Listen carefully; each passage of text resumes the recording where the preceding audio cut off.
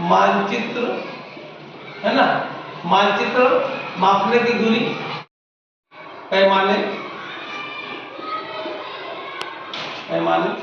और एक लिख दो वास्तविक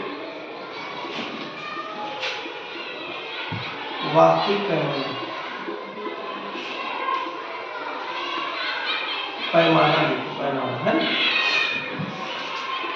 इस तरह से समझने के लिए हम लोग लाइन खींचते हैं, ठीक है, इससे हमको समझ में आता है।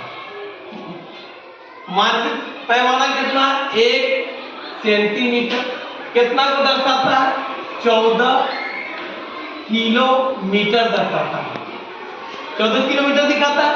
अब बता रहा है कि 126 किलोमीटर दिया हुआ है, 126 किलोमीटर मेरा दिया हुआ है ना। तो ये तुम्हारा कितना आएगा, मानचित्र पैमाना कितना सेंटीमीटर का आएगा वो पूछ रहा है। 1 सेंटीमीटर में मेरा 14 किलोमीटर का दूरी को दर्शाता है, तो 126 किलोमीटर की दूरी के लिए कितना सेंटीमीटर का ये होगा। तो सबसे पहले हम लोग इसको ऐसे लिख सकते हैं, 1/14 बराबर, इसको तो x मान लो, यानी x/126। इसको इससे करेंगे तो 14x बराबर 1 इंटू 126, यानी x बराबर 126 हो जाएगा गुना करने पर बटे 14, है ना।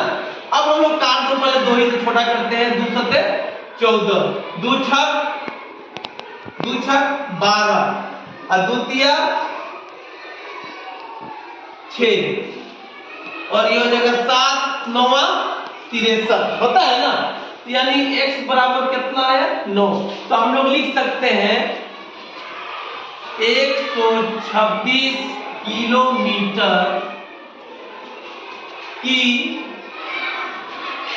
दूरी, है ना, दूरी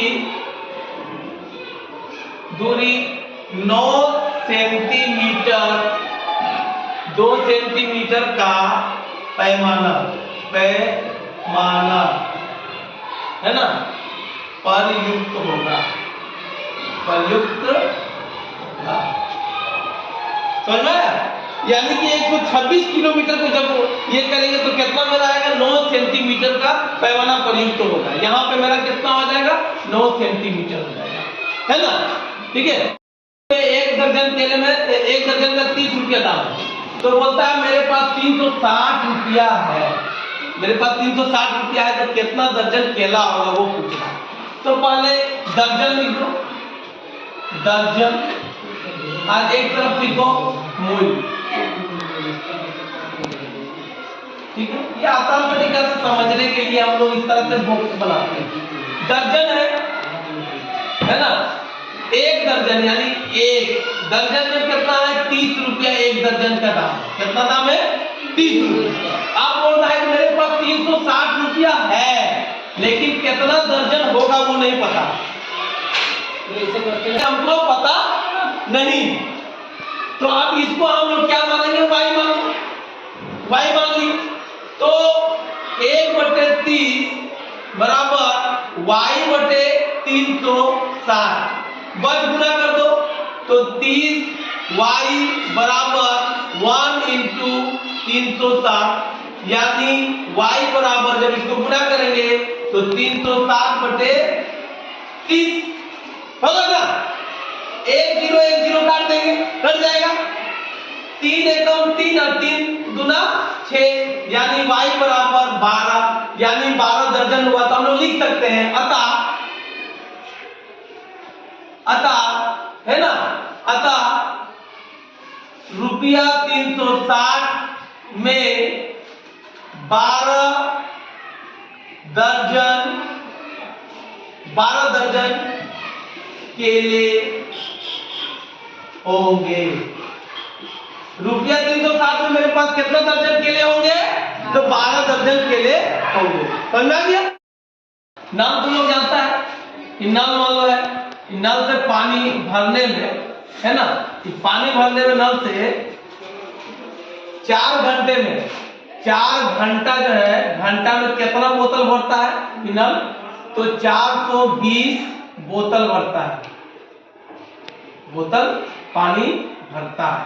4 घंटे में नल जो है 4 घंटे में 420 बोतल भरता है। तो पूछ रहा है 6 घंटे, यानी 6 घंटे में वो कितना बोतल भरेगा, कितना बोतल वो भरेगा, ये क्वेश्चन पूछ रहा है। ठीक है, तो सबसे पहले यहां लिख दो बोतल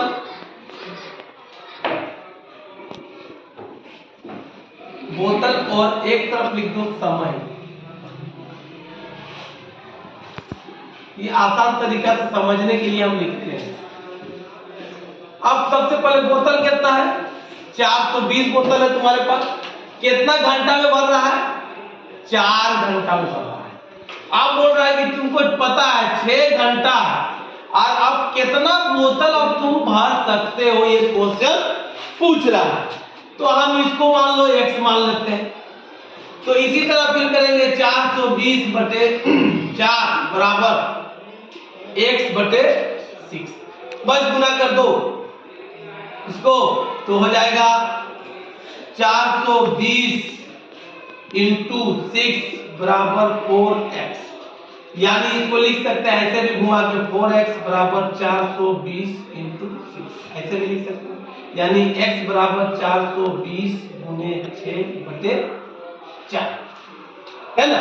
अब हम काट सकते हैं 2 दूना 4, 2 तिया 6, फिर इसको काट सकते हैं 2 से, 2 दूना 4, 2 एकम 2, है ना, 210, यहाँ 210 हो जाए। अब बचा क्या, 210 गुने 3, यानी x बराबर 3, 0 को 3 से करेंगे 0, और 3 एकम 3, और 3 गुना 630। तो हम लिख सकते हैं यहाँ पे